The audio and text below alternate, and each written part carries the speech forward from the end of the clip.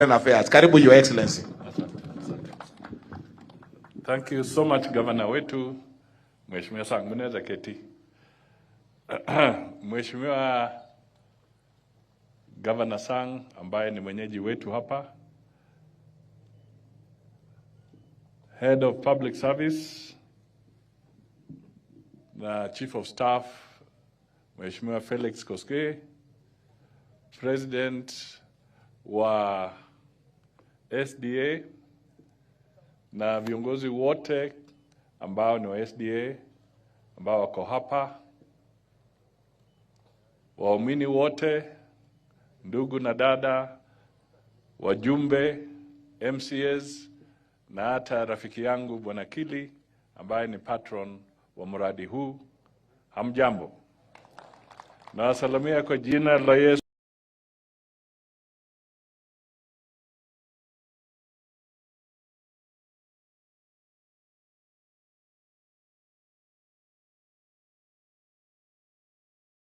Hamjambo. Jana Mheshimiwa Felix Koskei alikuwa mwerevu. Tulikuwa na yeye pahali, alafu mambo ikaendelea, yeye kaona hali ya anga, akatoka, akaniwachia mambo ya ajabu. Nilikuwa nafikiri nitatoka Makueni mapema nifike huku, nikalala upande huu. Lakini leo nitakuwa mjanja kama yeye, niwe sawa.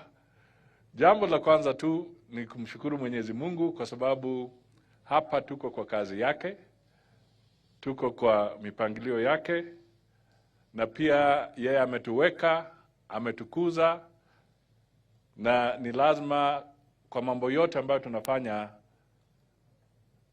jambo la kwanza ni kumshukuru. Kwa hivyo tunasema heko kwa Mwenyezi Mungu kwa sababu tuko hapa kwa wajibu wake na kwa kazi yake. Jambo la pili, nataka pia niwapongeze wakaazi wa hapa, kwa sababu mumekuwa watu wa kudumisha amani. Mumemkuza Rais wa Jamhuri ya Kenya vizuri na bado mnamshikilia, na nyinyi ndio mlipatia mutisha ya kujua kwamba pahali mumesimama ndio pahali Kenya iko. Kwa hivyo tunawapongeza kabisa na tunasema where you are, we shall be with you now, tomorrow and forward. Nilipokuwa nakuja hapa, nikafika pale, gari kaenda slow kidogo kwa sababu Mheshimiwa Rais alipiga simu. Na alikuwa ananiuliza mambo tofauti. Lakini nikamwambia sasa niko hapa na karibia tu pale nilikwambia ile kanisa ya SDA tunaingia Nandi. Akasema sawa, lakini akatoa amri yake, nikasema hiyo nimepokea, hiyo ni yangu, sitamueleza nyinyi.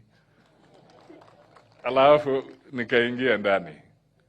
Lakini nilikuwa na furaha, akasema niwasalamie pia kwa sababu yeye anapenda sana mambo kama haya, and his best wishes are with you, and I'm sure wakati tutakuwa tumesonga hiyo invitation ikifika kwake, tukikubaliana ifike, najua yeye atapanga siku atakuja hapa. Lakini nataka tu nitaje mambo mawili matatu ya kitaifa. Kwanza, Rais wa Jamhuri ya Kenya anasimamia amani na anasimamia uhusiano mwema na anahusika sana ulimwenguni kwa mambo ya climate change na mambo ya kudumisha amani.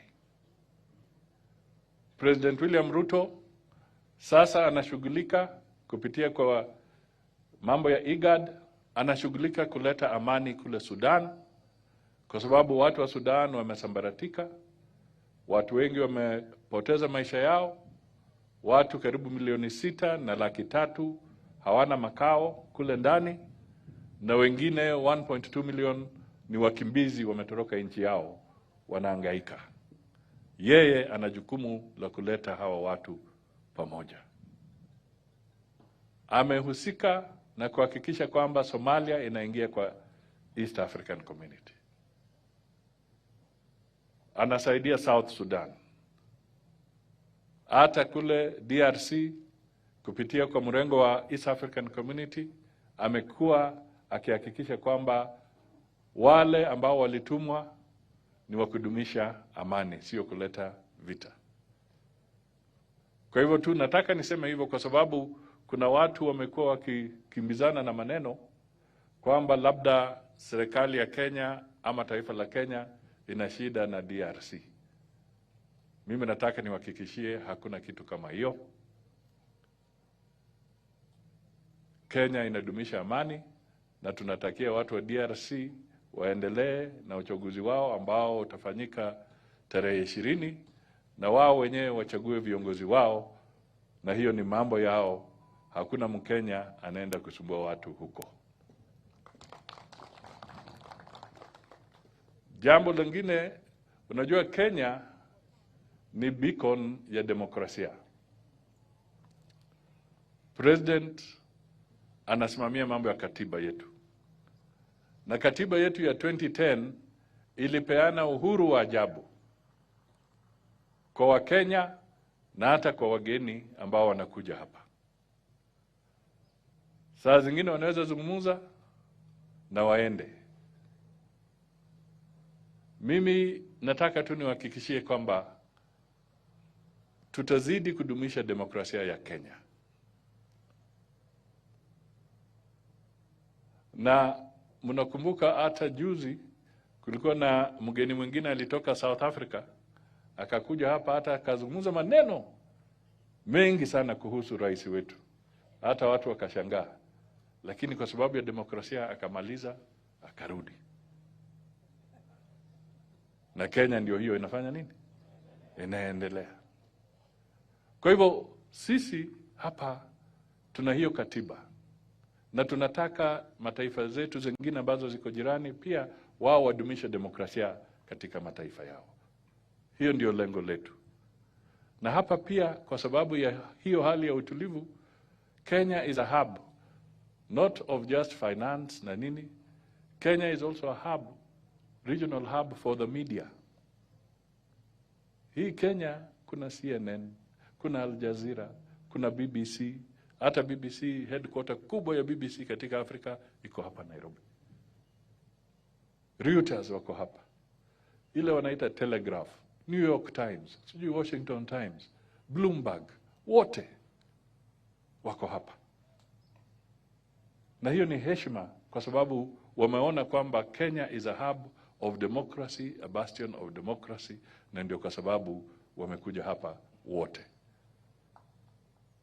And it is because of the leadership of this country.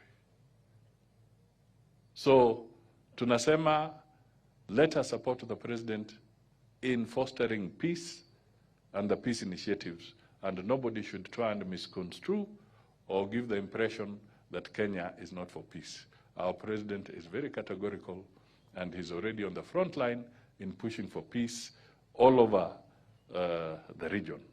Kwa hivyo hii ni jambo la muhimu sana. Na mimi nilikuwa nataka nisisitize ili tuende mbele tukijua we are stable on that line and there is no interference from anybody from here, and we shall not also allow Kenya to be a platform for other subversive activities. The president is very clear, he is standing for peace in this entire region. Na tumpongeze kabisa kwa jambo hilo. President anataka kufufua uchumi. Tumsaidie kufufua uchumi. Ndugu yangu Felix na Sang, we know what is going on under the members of parliament. Mambo sio rahisi. For any government in the world to survive and do development, there are usually two avenues. One ni kutoza ushuru, taxation. The other one is to borrow, debt. Iko mbili tu, hakuna ingine, taxation ama borrowing. Sasa wakati rais wetu alikuwa pale, he found a difficult situation. And a sovereign debt is a sovereign debt. Sasa tuwezi hangaika kusema ni nani aliweka sahihi. It is now a debt of the Republic of Kenya. It's a sovereign debt. So we can't blame too much. But now it is time to move forward. So the president is trying all his strategies kuhakikisha kwamba hii mambo ya kiuchumi na nini isitusumbue. He cannot continue borrowing forever. And neither can he tax forever. There has to be a balance. Na hiyo balance ndio anajaribu kuleta. Na ndio kwa sababu President amefanya juhudi ya kutembea katika mataifa mengi na kuzungumza na marafiki wake wengi so that he can restore confidence into the economy of Kenya. Watu waanze kuleta rasilimali na tuanze kupunguza mambo ya madeni na tuanze kuhakikisha kwamba hatimaye the level of taxation will be moderated. That is why this challenge is there. Na yeye amewahi ku attract almost 30 heads of state and government kukuja hapa in 1 year. 1 year, mwaka moja. My friend, hiyo si mchezo. Na wengine watakuja, na yeye atatembea. We have to encourage him and we have to stand with him. La mwisho, nimekuwa nikisisitiza hii. For this weekend, I've talked to this thing, and Governor Sang nikimalizia hapo, alafu tuchange pesa. Kuna kitu wanaita privatization. Ubinafsizia, what do you call it? Kiswahili ni kigumu kidogo, but mambo ya kuhakikisha kwamba watu ama rasilimali za kibinafsi zinakuja kwa sectors zetu.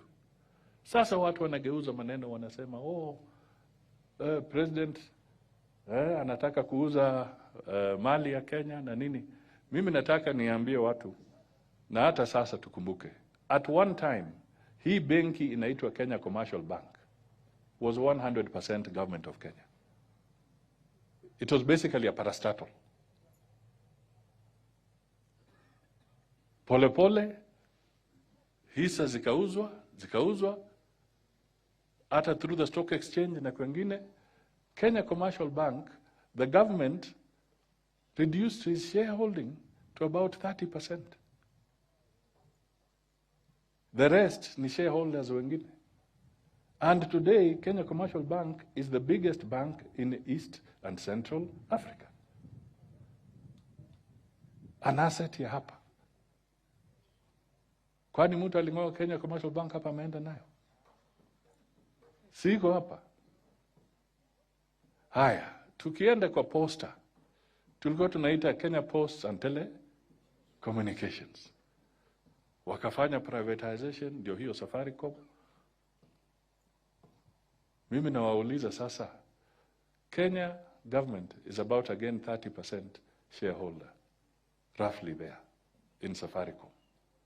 Hiyo ingine yote iko na watu, makampuni ya Uingereza, raia wa Kenya kupitia kwa stock exchange na kadhalika. Today, the biggest taxpayer in Kenya is hiyo Safaricom. There you are. Privatization. Juzi, serikali ya Uingereza kupitia Heathrow Airport, hiyo Heathrow Airport wengine mmepitia hapo. Heathrow Airport, 12% share ya Heathrow Airport imenunuliwa na Saudi Investment Fund. Saudi Arabia kupitia kwa investment fund yao wamenunua hisa of which is worth 12% share ya Heathrow Airport. Sasa mimi nataka niulize wa Kenya ambao wanalalamika, kwani wakipima watu wa Saudi Arabia wameenda wameng'oa Heathrow Airport kutoka London wamepeleka Saudi Arabia. Ama bado iko London. Lakini wamechukua sasa zile investment kutoka Saudi Investment Fund ili zitengeneze mambo huko Heathrow so that they continue to expand the airport. That is how you bring capital. So what the president is seeking and is putting across is how do we raise capital other than taxing Kenyans all the time? What are the other ways we can raise capital ili tujenge taifa letu? Na haya yote akisema, there is a law. There is a privatization act imepitishwa na parliament. So even parliament recognizes the word privatization. And it is in our statutes. It is not illegal. What we should challenge is whether we are doing it in accordance with the law, but not the principle of privatization. Na hii ni message mimi niliona nisisukume kwa sababu watu wanarusha mambo ya porojo ati kujaribu kusema Mheshimiwa Ruto ati anauza mali ya Kenya. Wacha porojo. There is nothing like that. And even when you privatize, there are those that will go through parliamentary process. Kwa hivyo hii ni mambo ambayo ni vizuri tukisimama imara itakuwa sawa. Niwaachie hapo kwa sababu ni siku ya SDA. Mimi nataka tu niwapongeze na tuwaambie we shall stand firm in support of His Excellency the President and his agenda, and we are a peaceful nation, and I wish you a Merry Christmas and a prosperous 2024 as we move forward. Thank you so much. Kunisikiza kidogo. Mimi ni jirani wenu hapa. Mambo maziwa natoa hapa. Mboga natoa hapa. Na mambo mengine ambayo ni mahindi na kadhalika. Kwa hivyo we are one and the same people. And we are one Kenya. And let us pull together. And Kili continue supporting these people. Vila alisema ni kweli. Kili has also done a good job in matters of assets of devolution. We really thank him for doing that in his sector. Na mimi pia nataka nimpongeze Felix. He's a solid man. Let me just put it that way. Yeah? He's a solid man, na tunasukuma kazi vizuri na yeye, and we shall continue working together. Mimi sitakuwa na wasiwasi, nimeambiwa kwamba kumbe pesa iko kwa makamati. So they say sometimes there's an English saying that it is not the size of the man, but the fight that is inside the man. So now in SDA, we shall see the fight that is inside you. God bless you. Tumpigie makofi Prime Cabinet Secretary, pigie makofi. Your Excellency, tutakuomba tu kuje. Hii kazi ni rahisi. Tuko na kanisa zawadi, patia Prime zawadi yake kutoka kwa kanisa.